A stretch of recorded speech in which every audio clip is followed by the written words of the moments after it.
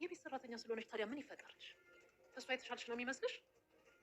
ችግር ዝቅ አርጓት እንጂ ከኔም ከአንቺም የምትሻለች። ከዚህ በኋላ አንቺ ሆንሽ ማንም ሰው ብሬንን የመናገር መብት የላችሁ። ወይዘሮ ሰላም። አቤት። ማን ልበል? ማንነት እንኳን ለጊዜ ቆይ። ኦልሞዝ እንደበደርሻትና ከወንድምሽ ጋር ተባብረሽ ታሪካችሁ እንደቀበራችኋት ሙሉ መረጃ አለ። በባለፈው ቪዲዮ በሰራሁት ምን ብያችሁ ነበረ? በኃይሉ በእርግጠኝነት ለሰላም አልማዝ በህይወት እንዳለች አይነግራችሁም ብዬም ነበረ።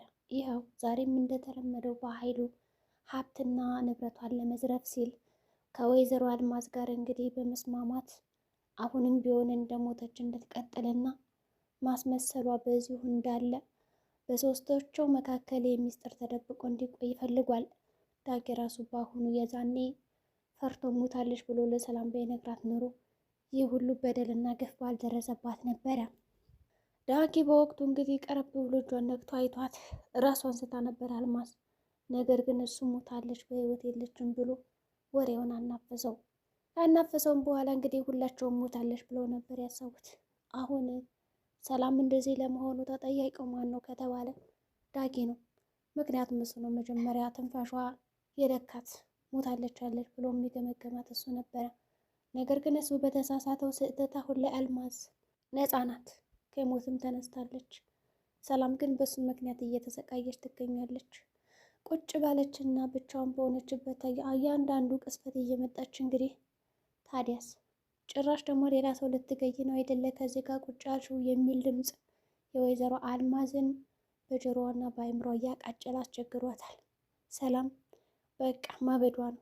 ካሁን በኋላ በእርግጠኝነት በኃይሉ ቀጣይ እርምጃውና ሀሳቡ ሊሆን የሚችለው እህት ያብደሻል፣ ከዚህም በኋላ ሐኪም ቤት መሄድ አለብሽ በማለት እንግዲህ ሆስፒታል እጅና እግሯን ጠፍር አድርጎ ይዞ እብድናት በማለት እንግዲህ ለዶክተሮች እንደሚሰጣትም አንጠራጠርም። በኃይሉ በእርግጠኝነት አንደኛ ያላት ለሀብቷ ዘራፊና ወራሽ እኔ ነኝ፣ ሁለተኛ ይቺ ቃል እንኳን የራሷ ልጅ እንዳልሆነች ያውቃልና ሀብቷንማ ማንም እንዲወስዱ አልፈልግም ብሎ ሆስፒታል እንግዲህ በቀጣይ እርምጃው እንደሚሰጣት እርግጥ ነው። ሰላም ይሄንን ሁሉ ጉድ አላመነችም። ከጀርባ ሆኖ መከታ መስሎና ጥሩ ሰው መስሎ እንግዲህ አስብልሻለሁ መሳይ የተባለው ወንድሟ፣ እሱ ግን በእጁ መቃብሯን እየቆፈረላት ነው። አሁን ሰላም ካለችበት ስሜት የሚያወጣት እንኳን አንድም ሰው የለም፣ ሊረዳትም እንኳን የቻለ ሰው የለም። እንግዲህ ቀረብ ብላ ብሌን ምንድነው ችግር ሽትዬ እባክሽ አማክሪ ብላ ልትናገራት ብትሞክርም ነገር ግን እሷ አልናገርም፣ ደሞስ እንዴት ብዬ እናገራለሁ እኔ እናሽን ገድዬ በማለት እንግዲህ እየተስማማች ነው። ግን ደግሞ ይህን ያክል በጣም መቆጨትና በጸጸት መጎዳት የለባትም ነበረ። ምክንያቱም አልማዝ የብሌን እናት እንዳልሆነች አውቃለች። ግን ደግሞ ካለችበት ስሜትና ጸጸት ማንም ሊያወጣት አልቻለም። አሁን ላይ ሰላም ግራ ግብት ብሏታል። መንቀሳቀስ እንኳን አትችልም ማለት ይቻላል። በተራመደች ቁጥር እንግዲህ ፊቷ ላይ መጣ ድቅነት ትላለች አልማዝ። ስራዎቿን እንኳን በአግባቡ መስራት አልቻለችም። እንቅልፍ እንኳን የሚባል ከተኛች ቆየች። ይሁን እንጂ ቃልና በኃይሉ አልማዝን እንግዲህ ሬሳ አስመስለው ለመቅበር እየተዘጋጁ እያለ በዚህ ቅጽበት እንግዲህ አልማዝን ብድግ ትልና ምን ሆናችሁ ነው የሞተ ሰው እንዳያችሁ ደርቃችሁ የቀራችሁ በማለት ጠየቀቻቸው። እነሱም በህይወት አለሽ እንዴ በማለት በግርምት ይጠይቋታል። እንዴ ምን ሆናችሁ ነው በሚለው ጠየቀች በድጋሚ። እነሱም እኛ እኮ ሰላም እንደዛ ገፍትራሽ የሞትሽ መስሎን ነበረ በማለት ነገሯት። ጭራሽ አለችና ይኸውልሽ በኃይሉ አንድ ሀሳብ አመጣ። በእርግጥም ቃል ደስ ብሏን ነበረ በህይወት ስላለች፣ ማም እኮ ተጨንቃ ነበረ። ስለዚህ አሁን አንቺ በህይወት እንዳለሽ ከነገርኳት ነፃ ትሆናለሽ ብላ ነው ያሰበችው። ግን በኃይሉ ጅል አትሆኝ፣ እኔ ሀብትና ንብረቷን ለመውሰድ ብዙ ነገሮችን አድርጋለሁ። ይህንን አጋጣሚ በመጠቀምማ እጠቀምባታለሁ እንጂ በጭራሽ ማወቅ የለባትም። አሁን እንዳመረብሽ አንቺ ሙተሻል፣ ለእኔና ለቃል ለሁሉም ቤተሰብ ተቀብረሻል። እኔ ቀስ አድርጌ በመኪና አስወጣሻለሁ ከዚህ ቤት። ከዛ በኋላ የምትፈልጊውን ገንዘብ እሰጥሻለሁ። ዞር ብለሽ ወደዚህ መምጣት የለብሽም፣ ሀብቱን በእጅ እስከማስገባ ድረስ ይልና ወይዘሮ አልማዝ ያስጠነቅቃታል። በእርግጥም አልማዝ ልገሉኝ ነው እንዴ ብላ ጠይቃለች። ታዲያ በምን እርግጠኛ ሆናለሁ ብገለኝስ ብላን ፈርተውም ነበረ። ይሁን እንጂ አዎ እንደምገልሽ ማመን አለብሽ፣ ስለዚህ ተስማሚ ይላታል። ያላት አማራጭ እሺ ብላ መቀበል ነው።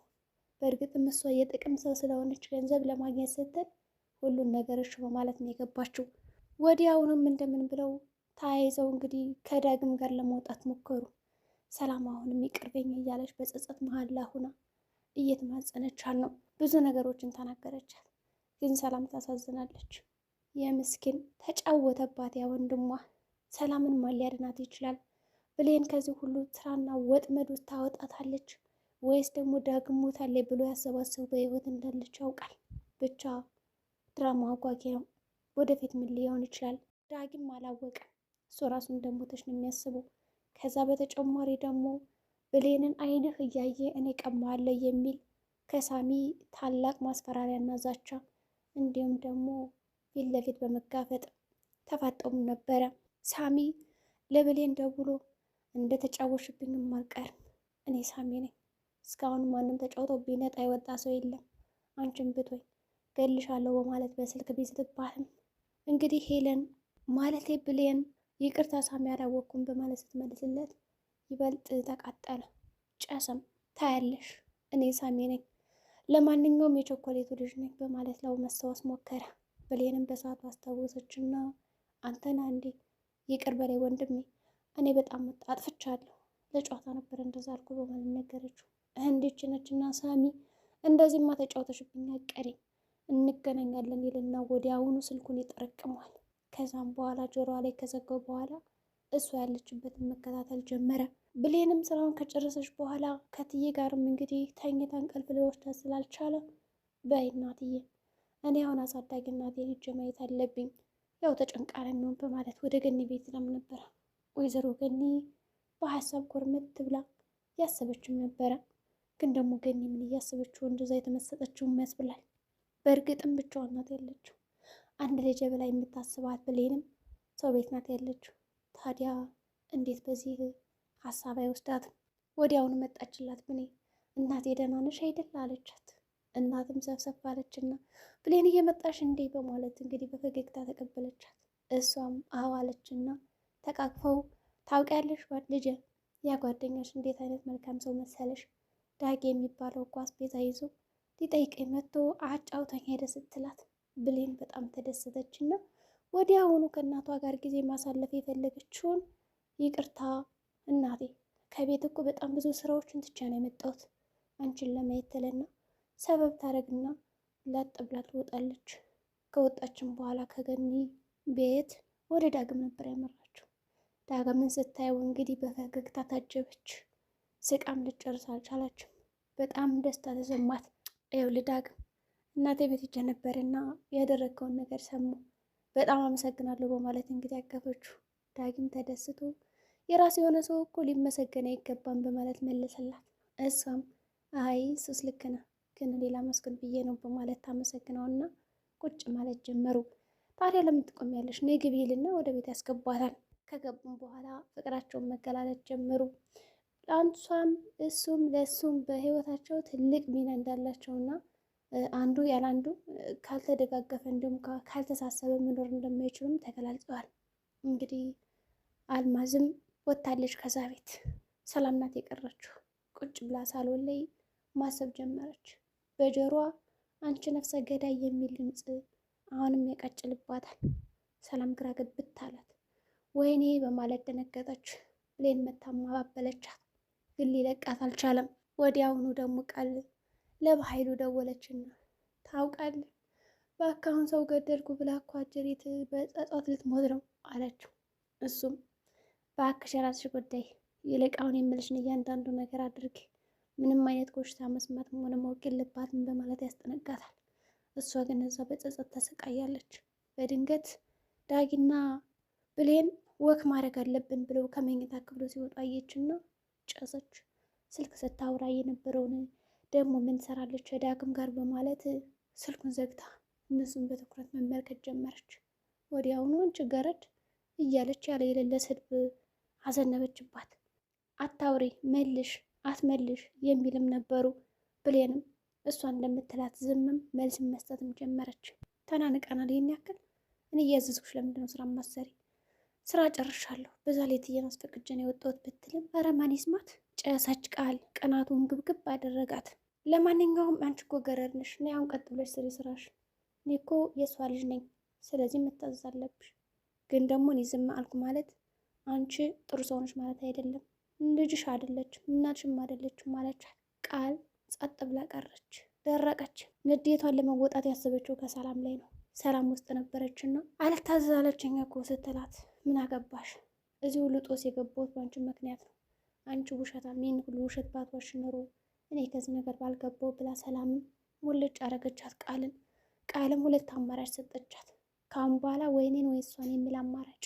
ታውቂያለሽ፣ እሷ ከኛ በሁሉም ትበልጠናለች፣ ምንም ቢመጣ ከጎኗ ነኝ በማለት መለሰችላት። አሁንም ንዴቱ ሊበርድላት አልቻለም። ቃል ብሌንም ወጣች። ዳጊም ተለያት። የሆነ ሱቅ ደርሼ መጣሁ ብሎ ሳሚን ፊት ለፊቷ ድቅና አለና አንቺ ገረድ እኔን ነው እንደዚህ የምትጫወችብኝ በማለት ጀመረ። አንተ ነበርክ እንዴ ባለ ቸኮሌቱ ብላም ጠየቀችው። ታዲያስ ይላታል። ይቅርታ ታያለሽ፣ ተጫውተሽብኝ አትቀሪም። ዳግም መጣና ደነፋበት፣ እሳት ለበሰ።